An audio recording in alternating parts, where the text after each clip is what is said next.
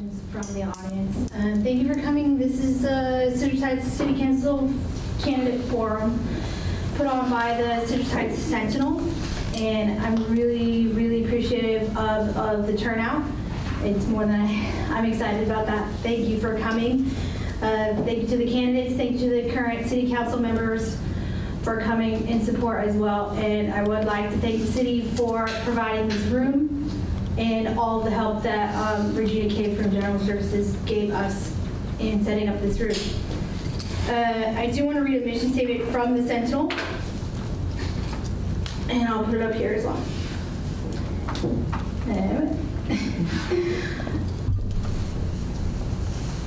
And then after this, I'm going to have Tim Schaefer say some things and then tell you how we're going to conduct the forum.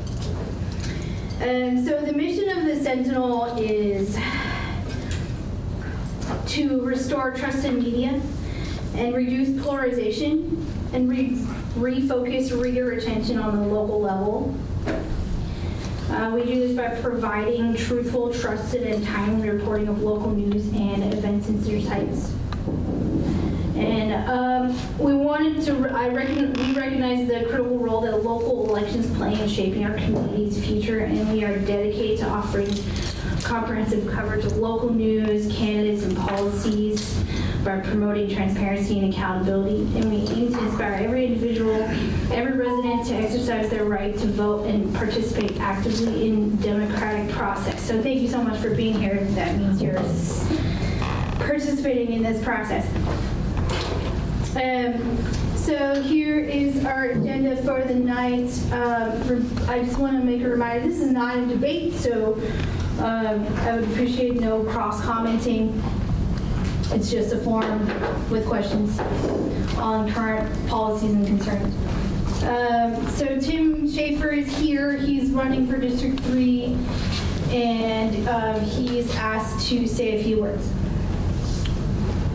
First of all, thank you very much for all people coming out and for the Sentinel taking the time to put this forum on. I was very concerned that we wouldn't have a forum.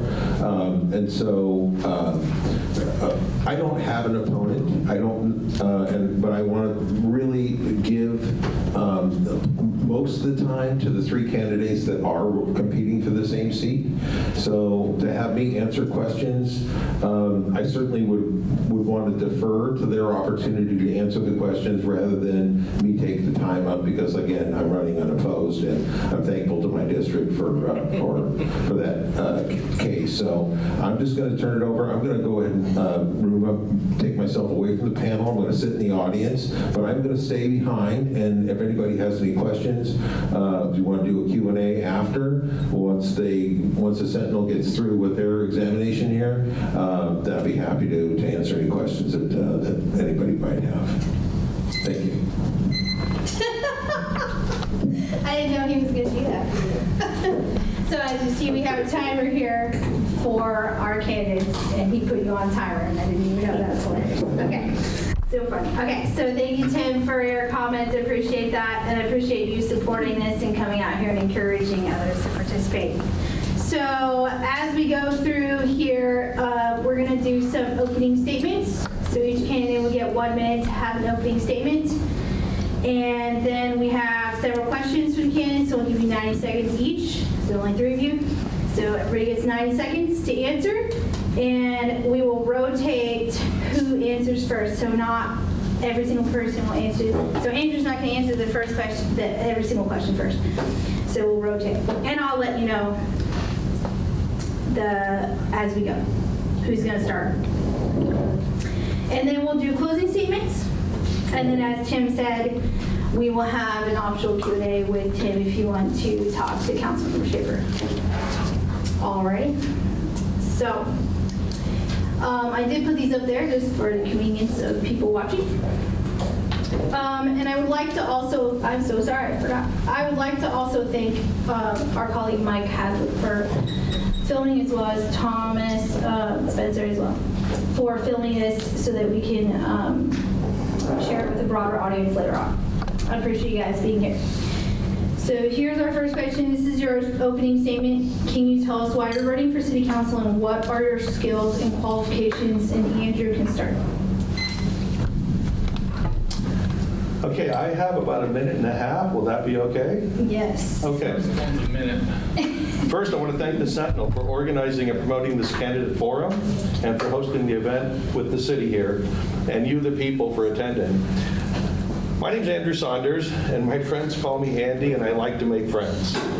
I grew up in the 1970s and 80s in South San Francisco, where my mother, Janet McDowell Saunders, always attended city council meetings and had them on the local cable channel, exposing me to city politics at a very early age. She was a tireless volunteer and civic-minded citizen, and I'm proud to follow in her footsteps. In 1995, I started a small high-tech business and guided that business through rapid growth, technological change, and economic downturns for the next 30 years.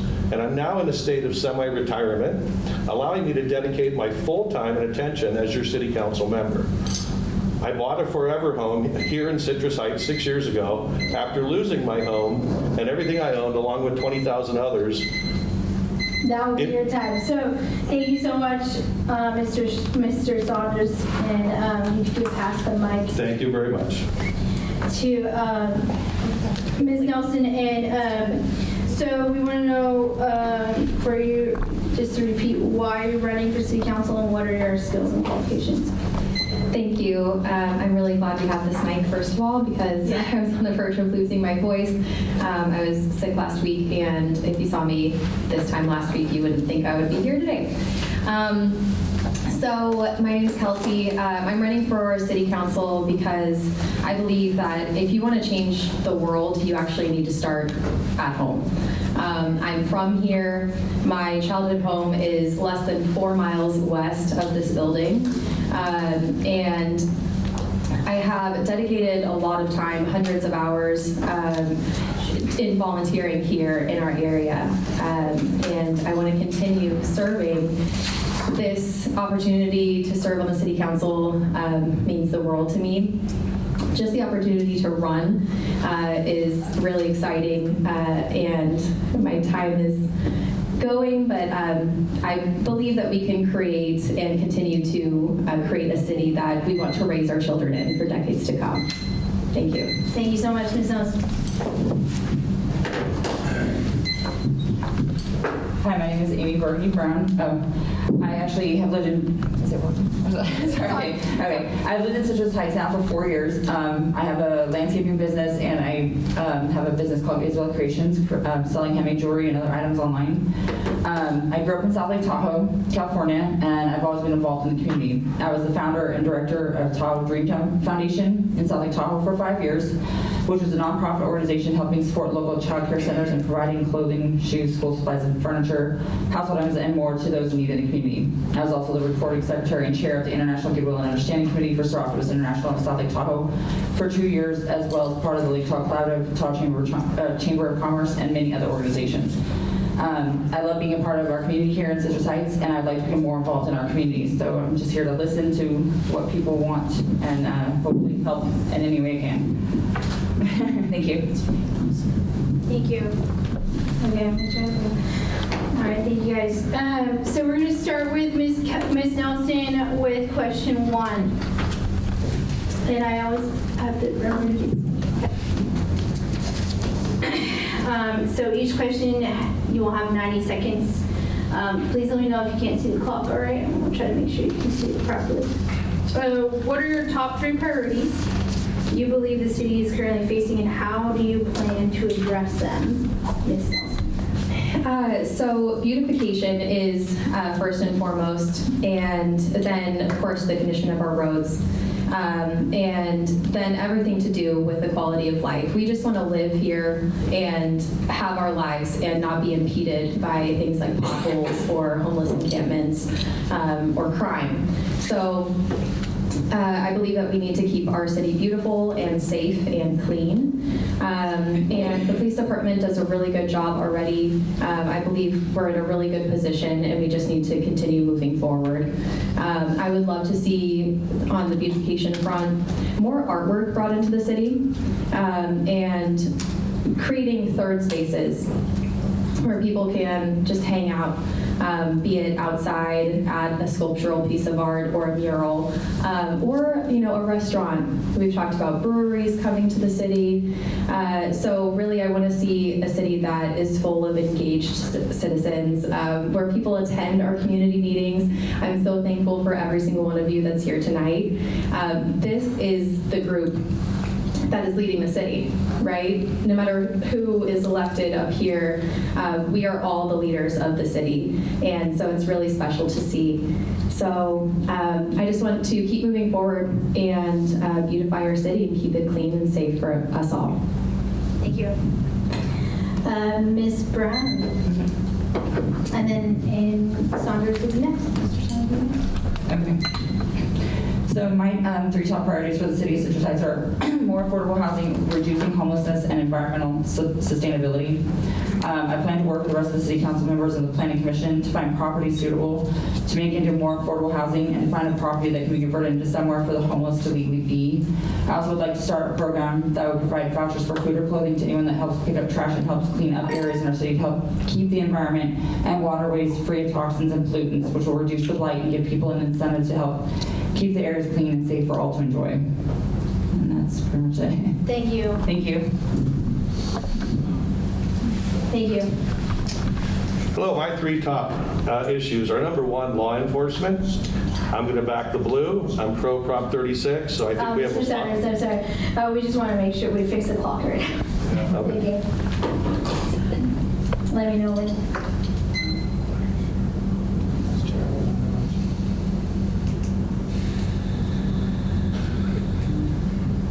That's it. Okay. All right, there you go, Mr. Saunders. Okay, so law enforcement is my number 1 priority. We have a great police force. Obviously, we created our own police force a while back, and it was a positive thing for the community. I've met the chief, Alex Turcotte, before. He's a fantastic guy, and every interaction I've had with the police has been positive, and I really think we need to keep that going and support them as much as we can. And I think Prop 36 is going to be beneficial to helping some of the problems that are going on in the community with retail theft and whatnot, so I'm for that. Number 2 is going to be roads, and I drive specifically through town on certain roads to avoid potholes. Going to somebody's house that's a friend, I take the longer route because it's smooth as opposed to certain streets that are very pothole full. Now, I know the city has a plan and it's being implemented. It's behind, but it needs to get done over the next couple of years to try and get caught up. I really believe we need to use the existing technology like the C-Click Fix to be able to utilize letting people know in the community how to let our community leaders know where the problem areas are, and even use the flash vote to see how well we are actually getting that done. For me, the number 1 thing that needs to be done is economic development. I'm a business owner. I've owned a business for 30 years. Economic development is my forte. So I really believe that we need to support the Chamber of Commerce, local small businesses. We need to attract new commercial businesses to the region. Thank you so much. So we're going to start with Ms. Brown for the next question. Pass it on down. Question number 2. The city is comprised of 11 neighborhood areas, some of which are very active and others of which are not. How would you, as a future city council member, both engage with and encourage neighborhood area associations to be more active?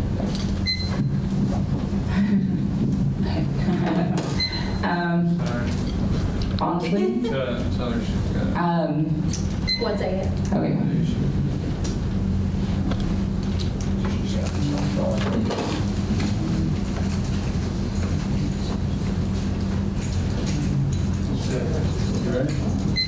okay. Okay. I would try to create some kind of event or something to bring everybody together and maybe get more people involved and give them more incentive to actually show up for neighborhood meetings. And just to hear what people actually have to say and see what they want. And just go from there. I really don't know. I'm sorry, I don't really know. I don't know. Thank you. Thank you. We're going to pass it to Mr. Saunders. And I'm gonna get a backup timer up here.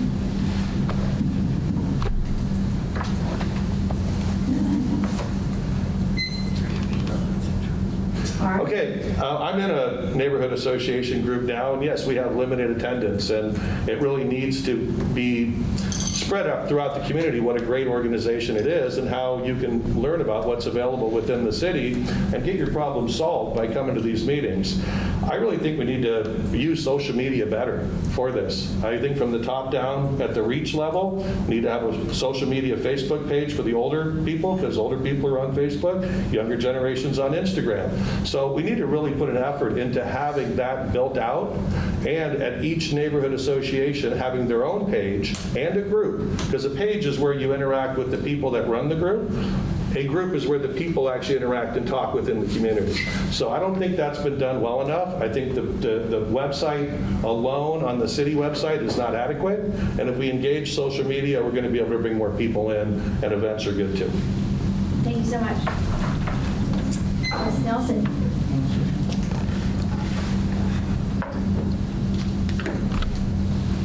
You guys are doing great within the time limit. Good job. All right. You start.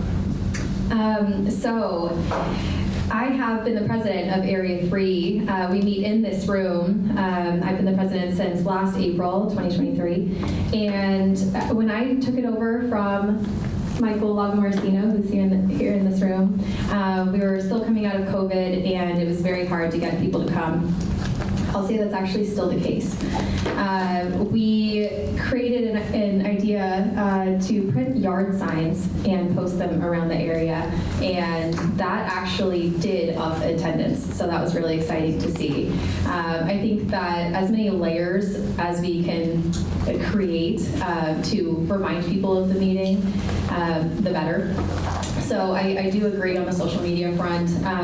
The Reach organization, it's funny to say the Reach, but Reach is the overarching organization for the neighborhood areas. We did just create a Facebook page for Reach, so that's getting off the ground now. And we do not have one yet for Area 3 nor an Instagram page, but why not? If anybody's out there who wants to help us with Area 3, I'll plug that now, that we could use someone to help us with that, and in each neighborhood area. The neighborhood areas are the heart blood of our city and the first level of where people get involved. Thank you so much. Thank you. Thank you. Thank you, all three of you guys. Question number 3. We'll start with Andrew, right? We started with this round. It's Andrew's turn. In March of this year, the City Council voted against the formation of a Citrus Heights United School District, and instead voted to continue partnering with the San Juan Unified School District. Do you agree or disagree with this decision? Why or why not? I would like to see our own Citrus Heights Unified School District. I don't understand the reasons why we weren't able to move forward with that. We were able to develop our own police force where we didn't have that previously. If we have the will to make a police force, we should have the will to be able to create a school district. I grew up in South San Francisco. It's a suburb of San Francisco, completely different town. We had a South San Francisco Unified School District. In the 1970s, 80s, we had fabulous schools.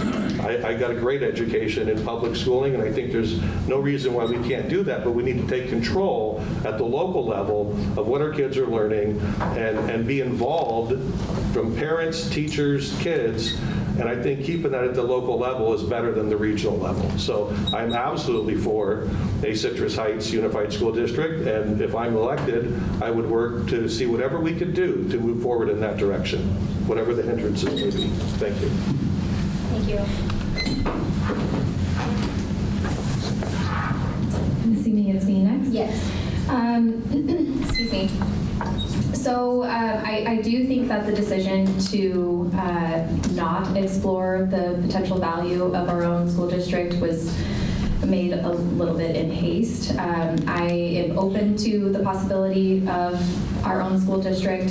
However, I understand the root of the issue of why it came to the council is that we're concerned about our kids' education. I do not have children of my own yet, God willing one day, but I attended local schools and it could have been better. And now I can just imagine that it might be even worse.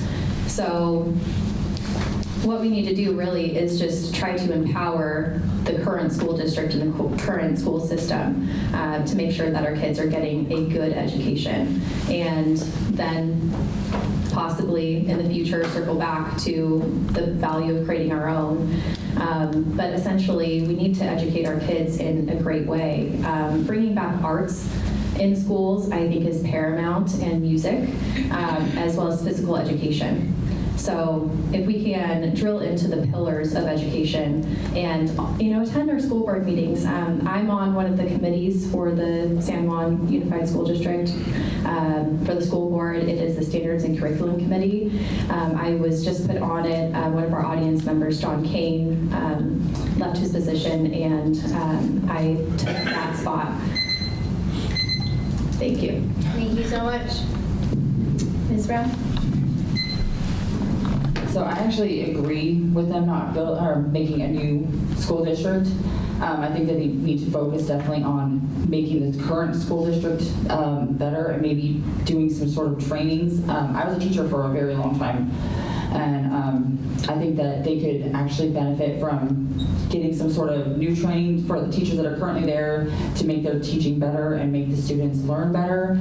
I know that they've had a lot of issues with their students not being up to par for everything that in this district or for this area, or even for, I think, all of California. But if they were to make their teachers better and make them be able to understand their students better, teach them better, and the students, I think they would receive the knowledge more, and it would make everything much more smooth. And so I think they did the right decision anyways, and they should definitely put the funding into helping just make this current school district better. Thank you. Thank you. All right, moving on. We will start with Ms. Nelson. Question number 4.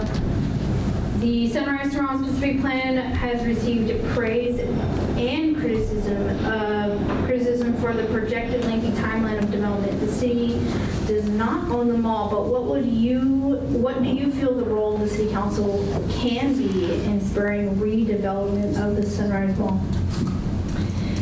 The Sunrise Mall redevelopment is super exciting to me. I attended a career fair when I was 15 and a half and got my first job at the Sunrise Mall. Then I later worked at JCPenney at the Sunrise Mall, and my parents, who also grew up in the region, frequented the Sunrise Mall, and it was a very popular place back then.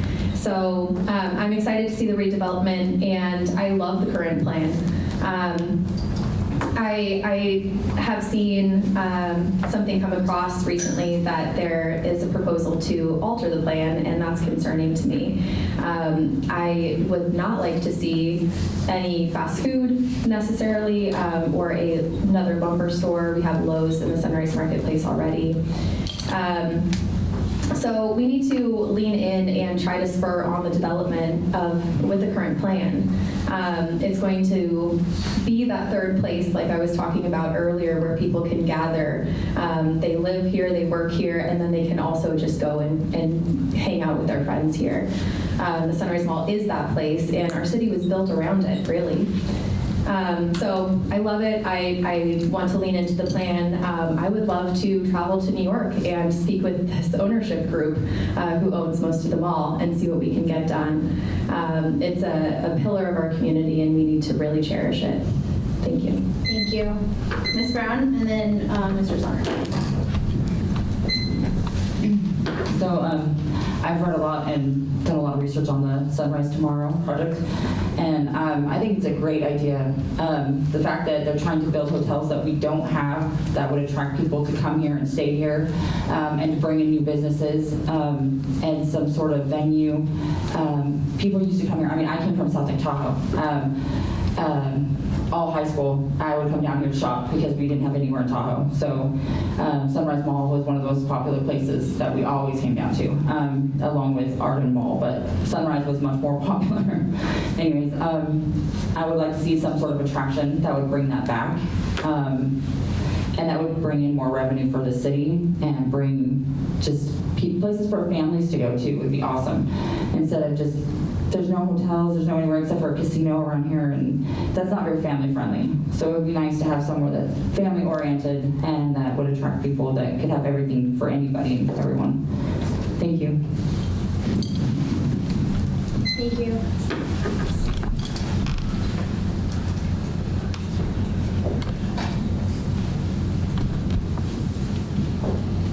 Just waiting for the timer. You're good. Okay, so everybody knows the Sunrise Mall is dying on the vine right now, and it's dying a slow death, and it's painful to watch. The plan is great, but it's just a vision right now. We need developers to come in with funds, to work with the city, and move in the direction of where we're going. So the plan is great, but those developers may have different plans, because they're going to come in and want to do something different. I agree with Kelsey that the current, what we're going to be talking about next month, the plan that's being put on the table to put off storage and fast food and other things there, sounds crazy to me. This is pristine land. It needs to be developed appropriately. We need to follow in the footsteps of Folsom. We need to have higher end, upscale office space. We need to have retail, more than just retail and restaurants in Citrus Heights. Hotels are a big piece of it. We're underserved in that in the dynamic. And I already know there's one hotel that's hopefully earmarked for the corner there next to the bank, and that would be a great start in making changes for the area. So however the redevelopment unfolds, it's just too important to our future tax base to keep a rigid, unchangeable stance. We need to look at every option, but we need to be very careful what we approve and make sure that it fits within the dynamic of the vision that's within the Sunrise Tomorrow plan. Thank you so much.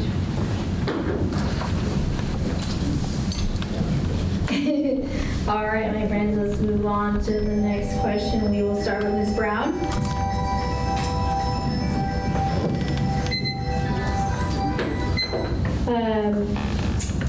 Next question. What is the proper role of government in solving the homelessness crisis? How would you approach the concern as a city council member? Ms. Brown. Okay, so I know that there's a lot going on. We have the beautification crew and the public nuisance offender program, where the homeless are being ticketed, and after 10 tickets, they'll be put into some program to help them if they don't get housing before that. We do have navigators in the city that go around and provide housing options to those who would like them. I know it's hard to work with homeless people. They don't want to change, most of them.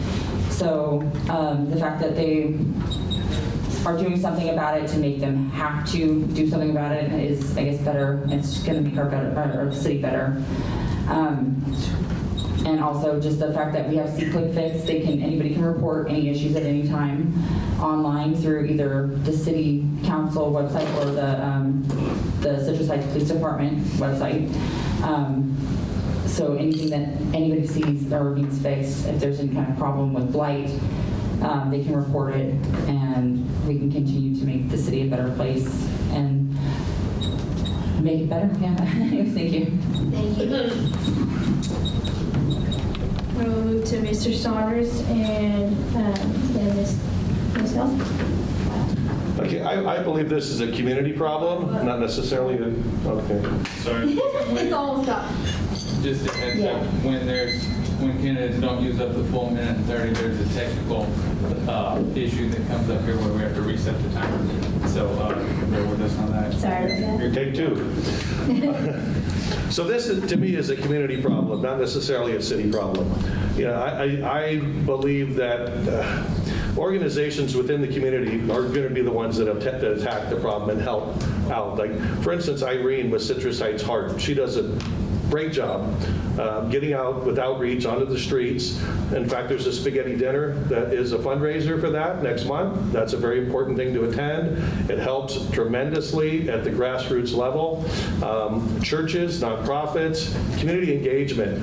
I really don't believe this is something that the city has to address and try and fix on its own. I think it's taking the right course by following in the Grants Pass Supreme Court action and changing the rules so that we actually are enforcing some laws that weren't enforced previously. I really think that we need to rectify and institute new methods of enforcement better aligned with the concerns of business owners, homeowners, and affected citizens. They're the ones paying the taxes. I have compassion for homeless people. We need to hopefully, not put them in jail or things like that, but the community itself needs to come together to try and address the problem. And there's a lot better ways to do it than spending taxpayer dollars to do it. And that's just my own personal opinion. Thank you. Okay, wait until the time expires and you can answer. Thank you. Goodness. There are, as we know, many reasons why people are homeless, many different circumstances where they come from. So therefore, there's not really one solution to reach all of them and to get them help. My own family, when we moved from Foothill Farms into Citrus Heights in 2009, were on the brink of homelessness. And it was because my parents lost our family home to the foreclosure crisis in 2009. And we were at a point where we had 2 weeks left before they were going to kick us out of our home. And that's actually kind of what got me into real estate for the first time. I was scanning the internet, looking at rental listings, writing the information down in my notebook, and taking my family out on a tour to look at rental homes. By the grace of God, we found one in the city, in the Park Oaks neighborhood. But if we hadn't found that rental house in that 2 weeks, we might have also been on the street for a short time. And I just can't imagine what that would be like.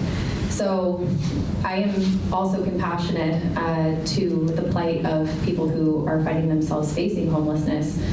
The role of the government and the city, I think, really is to continue to educate people on the resources that are available.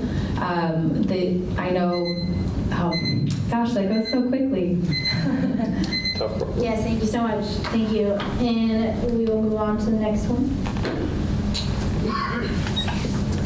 And this time we will have Mr. Saunders begin.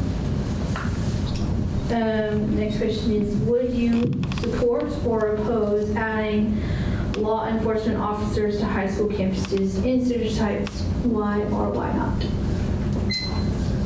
That's a tough question. You want kids to be kids.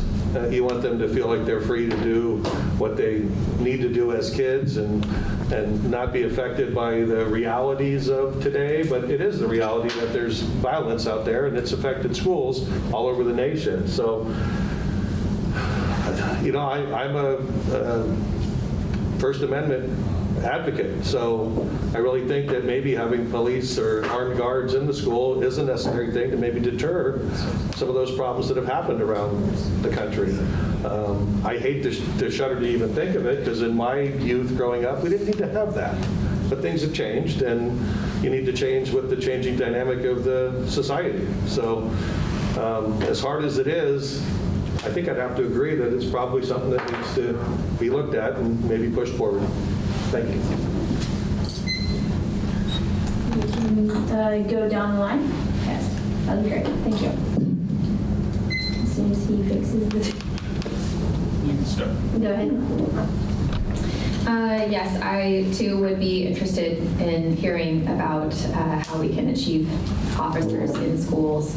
I am partial to the argument of good guys with guns, and additionally, having officers in schools creates that connection with the kids, with law enforcement early on.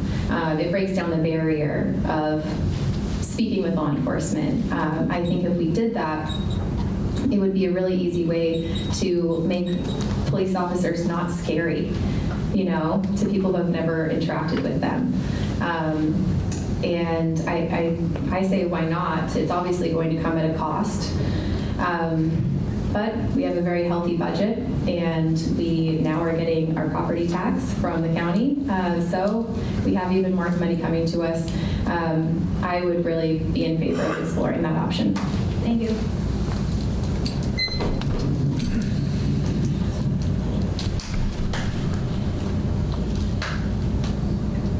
Okay, you can start. Go ahead. Okay.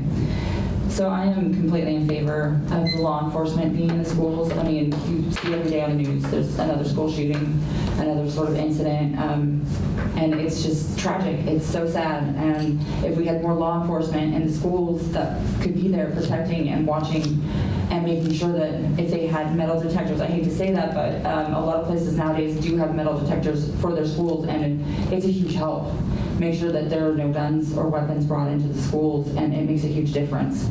Even though I know that there was just a school shooting not that long ago where it was actually a plastic gun that he brought in, and that's even more tragic. But if there were law enforcement and actually they're listening to the kids, because they were trying to warn, the other children were trying to warn of this child that was talking of doing this, I think it would be a great help to be there to protect and to serve and just to make sure that our children are safe. Thank you. Thank you very much. All right, the next question we'll start with Ms. Nelson and then go this way and wrap around. Next question up here as well. How long have you lived in Citrus Heights, and what have you done to improve the local community? If you've lived elsewhere before, what have you done to actively improve your former community? So my parents brought me home from the hospital to a house in Rockland. Then they purchased their first home in Foothill Farms, just outside the city off of Tupelo. They later moved us into another part of Foothill Farms, less than 4 miles away from this building. I attended Foothill High School and frequented Citrus Heights my entire life. I lived in Lincoln for 5 years and then came back to the city, and my partner and I purchased our first home together here in the city in 2019. So I have mostly lived here. Firstly, I walk my dog almost every single day, and I do pick up trash. The little doggy bags are pretty handy to pick up all of the smashed 7-Eleven cups that people leave out on the street and whatever else. So I do that on an almost daily basis. I also lead our neighborhood 3, the Chant area, Citrus Heights area number 3, in this room, like I mentioned earlier as well.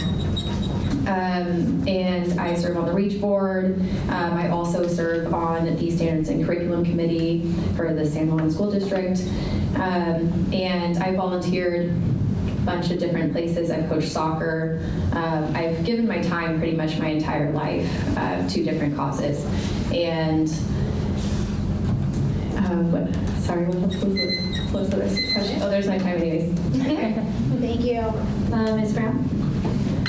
So, like I said before, I had a nonprofit organization called Tahoe Dream Foundation. We help support the child care centers in South Lake Tahoe, as well as giving out shoes, school supplies, clothing, all that sort of stuff. Pretty much anything anyone needed, they could request, and we would try to find and help out the community. I was also part of Seroptimus International's A Fighting Chance. We taught the children how to get away from kidnappers, which was a huge thing since we had JC Lee, who I actually knew. She was my neighbor when I was a child, and it was a huge ordeal for me, so I wanted to help out and make sure that that doesn't happen to anybody else. I was also, like I said, the reporting secretary and chair of the International Goodwill and Understanding Committee for Seroptimus International. We had a lot of different programs that we did, not just the Fighting Chance, but beach cleanups and all sorts of things like that. I also was a wilderness ranger for a few years, and I did some STEM teaching for the elementary schools. I did Trees Are Terrific Week and Wonders of Water, teaching children about environmental issues and stuff like that. So yeah, I've helped out in the community, not so much down here, but I want to now down here. And And yeah, I've always been involved in the community elsewhere, so thank you. That's it. Thank you. Thank you, Mr. Saunders. Okay, I moved to Citrus Heights 6 years ago after having been devastated by the fire in Paradise. It's in my history, but it got me here, and I love this community. So initially, I wanted to learn about the community, and I have researched the history, and I joined a thing called the Lincoln Highway Association, which is a national organization that celebrates the Lincoln Highway, which is Auburn Boulevard, running through Citrus Heights. So previously, I was just interested, but I had a vision of celebrating the history of Citrus Heights. So there is a dedication ceremony on October 7th. That has nothing to do with my campaign whatsoever, but we are putting signs up that we worked with the city to get made to celebrate the past of Citrus Heights. Also, when I came here, I've been blessed in my life to be a business owner who's been very successful. So I initially started volunteering at the Sunrise Christian Food Ministry, and that was very empowering to know that you're helping people. It was right when the Ukraine war started, and there was a lot of Ukrainian refugees that were coming in, and it felt very good to be helping them.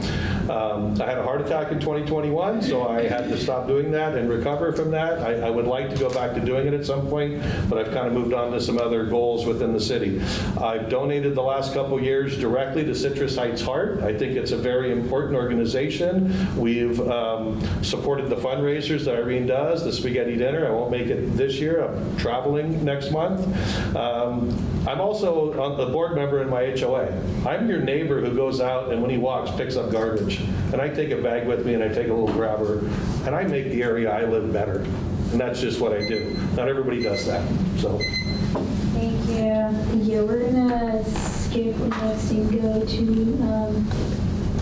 we're just gonna skip one question in hopes of having a small window of time at the end. So this next question, Ms. Brown, will begin, and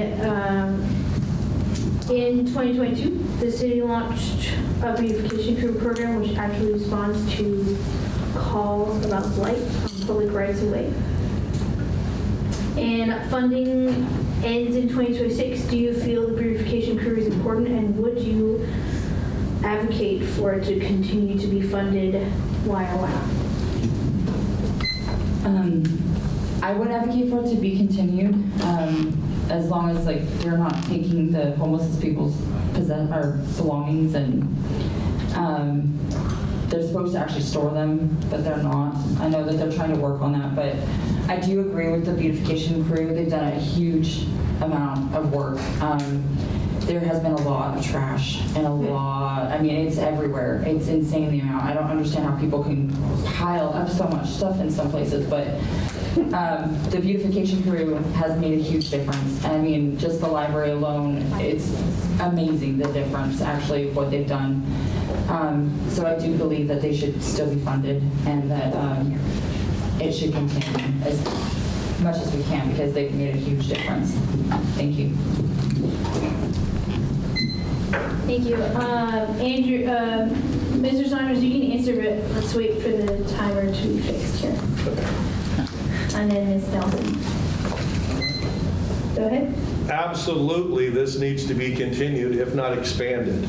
I have used the C-Click Fix app before, just a few times. It's very powerful.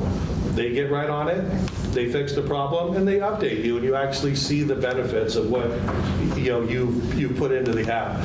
One of the problems that I see is I'm out knocking on doors, and we're an underdog in this campaign, and we need to work hard to gain the trust of the people. It is uncanny how many people do not know the resources in this city that they can use to let people know about trash, homeless problems, street problems. So I think we need a full education. And I don't know how we're going to do it. Maybe social media is the way to do it. But we need to let people know that we have a C-Click Fix Act. We have a flash vote. And we need to utilize it more to get the word out to the people so they actually use it. Because they want to solve the problems. Some of them just don't know how. Right. So that's how I would push this forward. And if we can make a second truck with 2 more guys, I'm all for it. Let's put it in the budget. Great. Thank you so much. Ms. Nelson, can you wait until we reset the clock?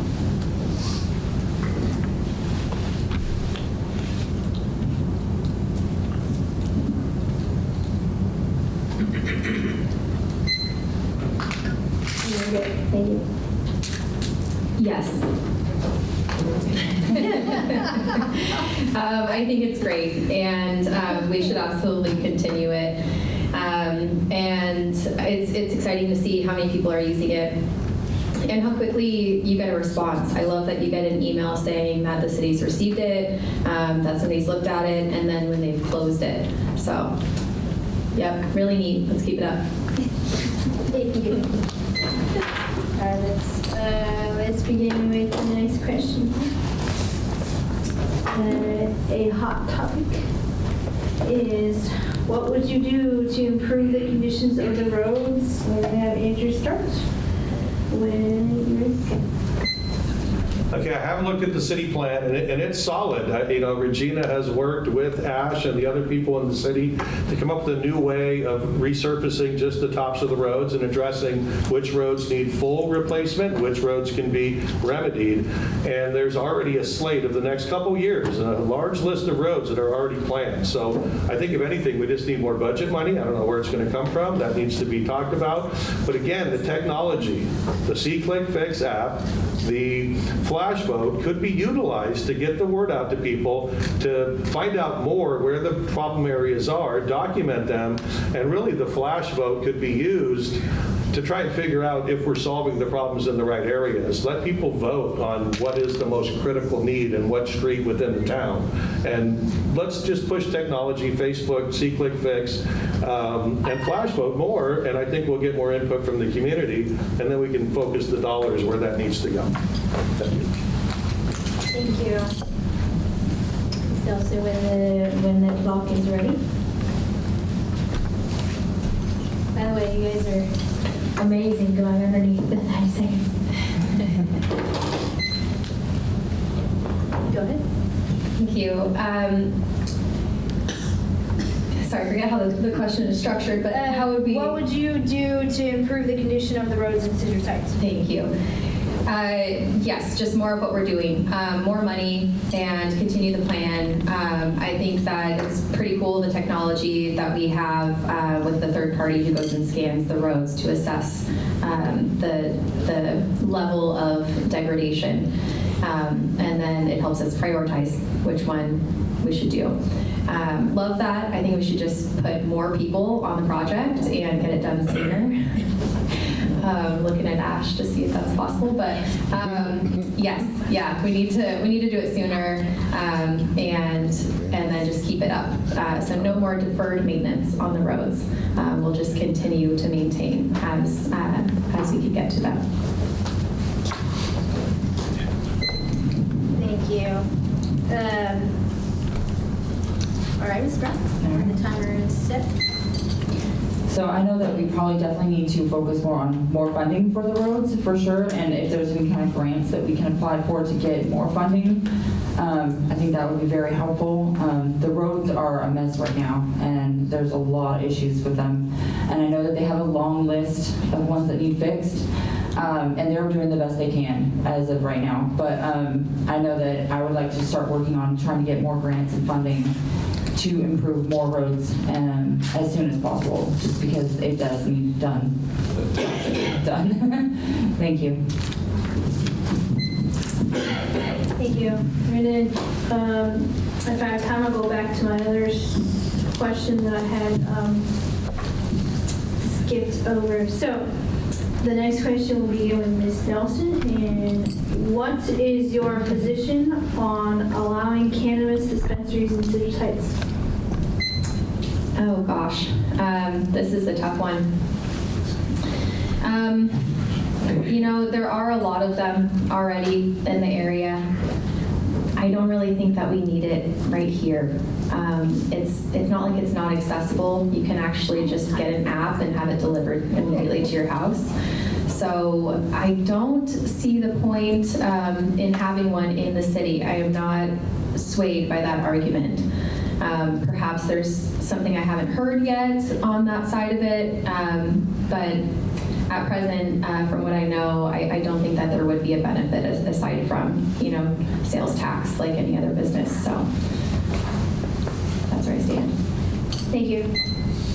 Ms. Brown and then Mr. Saunders.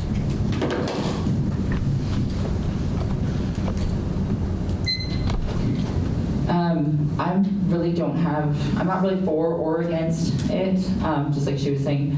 I know it does have some benefits, like the sales tax and stuff like that, but otherwise, I don't really see the need for it either in our town. I'm not really sure that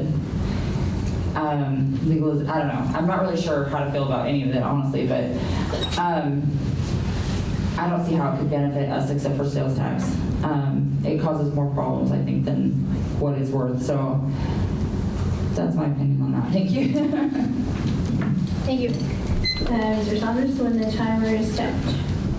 Okay, I think cannabis is already very easy to obtain. We don't need stores to get it. It can be delivered to your house. You can buy it from people who grow it. I grew up in the era of just say no, and my generation just said yes. So I'm very familiar with a lot of the problems. I navigated through that in my life. I have a lot of people that I know who fell victim to drug use. You know, we don't need it encouraged.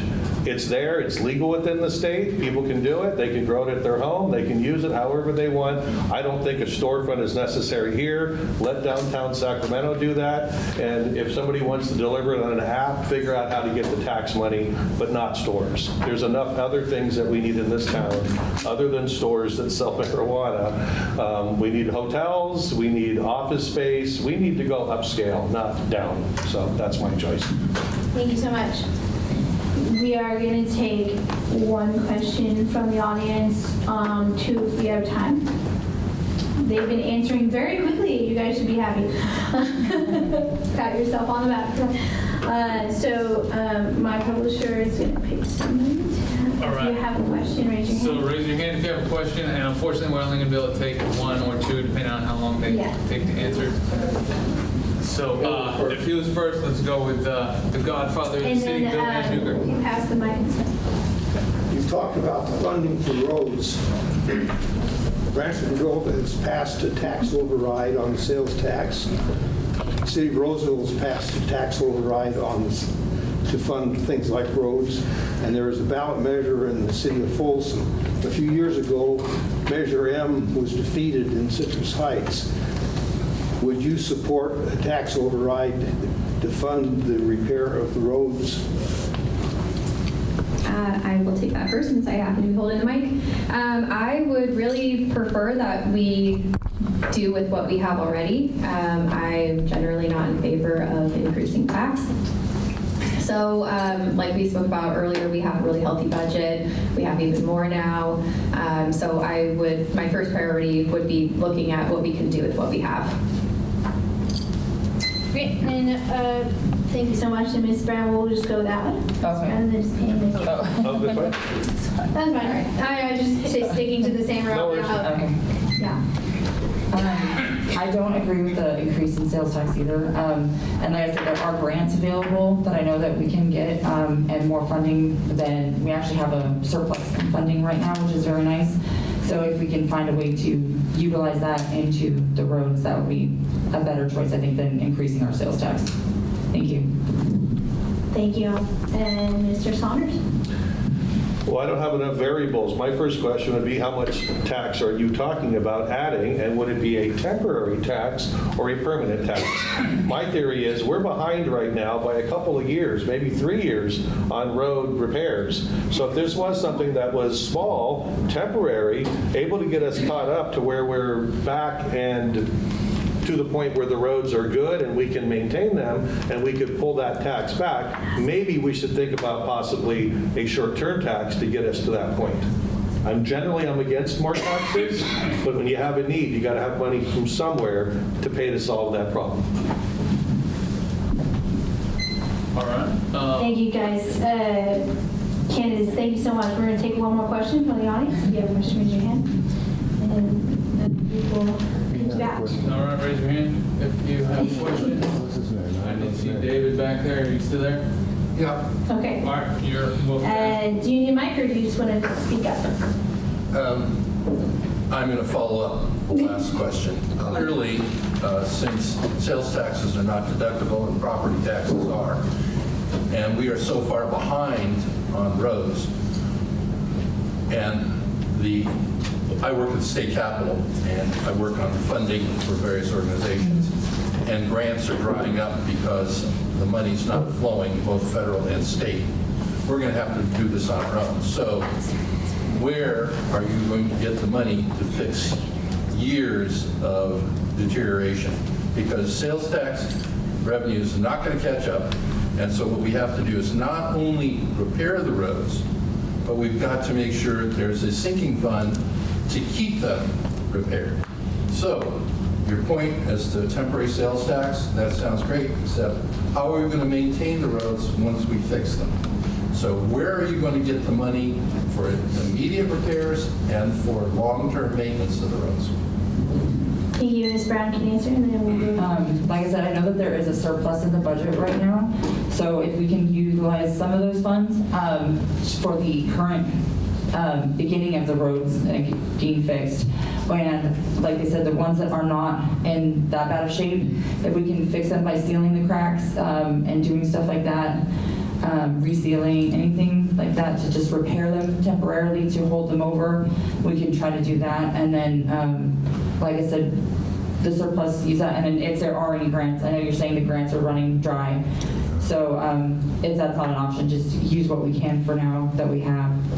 Thank you. Hey, Mr. Well, you can just do that. I'm fine. Go ahead, Yes, I tend to agree that I would prefer to use our own. If we can get a grant, amazing. If we can partner with the county, amazing.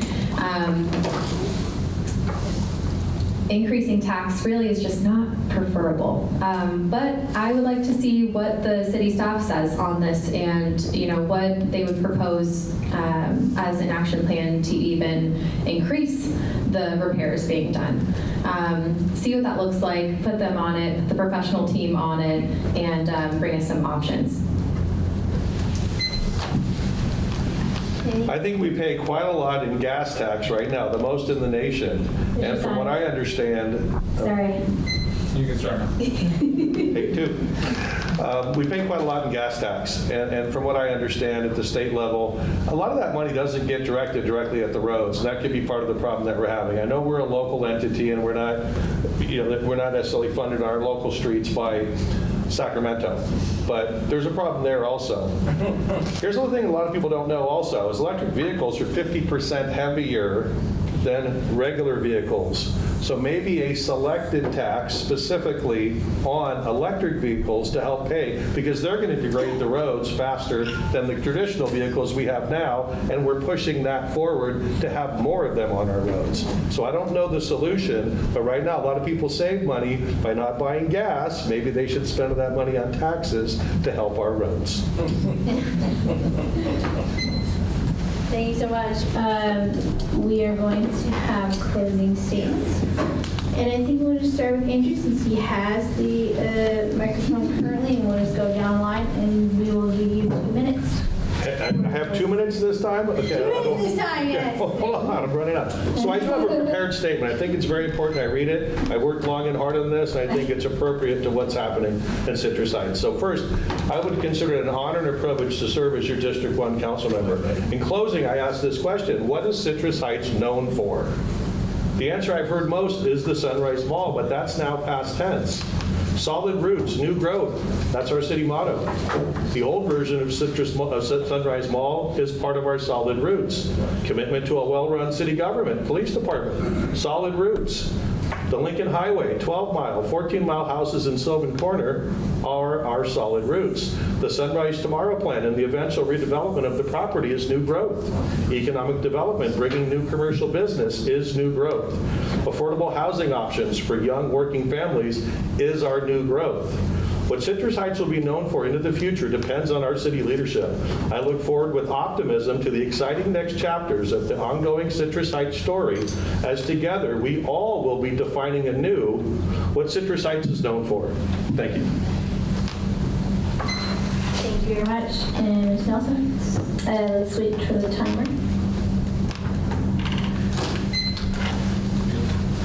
Go ahead. Thank you all again for being here and giving us the platform to talk about these issues and to answer your questions. I know it's hard to get to know us from just this forum. We just have an hour together. I find the same difficulty when I pass out my flyers. It's like this one piece of paper isn't all of me. I am doing a couple meet and greets this weekend. One on Saturday at Java Cherry at 3 p.m., 3 to 4 p.m. And then Sunday roundtable on Lichen on the north side at 3 p.m. as well. So I have a social media, Instagram. If any of the people in this room have Instagram, it's Kelsey for Council. You can find me on Facebook with the same name. And I just encourage you, if you have questions, please reach out to me. I'd love to speak with you in a longer format than just today or just a flyer that you might see. So please reach out. Thank you. Thank you. No, you're good. So I love being a part of our community here in Citrus Heights. I would definitely like to become more involved in our community since I've always been involved, especially in South Lake Tahoe, but I love it here. It's a great place and I want to be a part of our future. I'm here to listen to everyone in our community that'd like to be heard and by doing whatever possible to solve any issues or concerns that anyone may have. I support affordable housing, environmental sustainability, and making our community more united to work together to make a better and brighter future for all residents in Citrus Heights. So I look forward to hopefully representing the city of Citrus Heights as council member if I'm elected. Thank you. Thank you very much. Thank you so much, Candace, for coming tonight, and thank you for everybody else coming out to support. This was a really great turnout. I'm very excited about that. And thank you again for all of our tech people helping us make this night possible. And I hope you guys have a wonderful night. Thank you.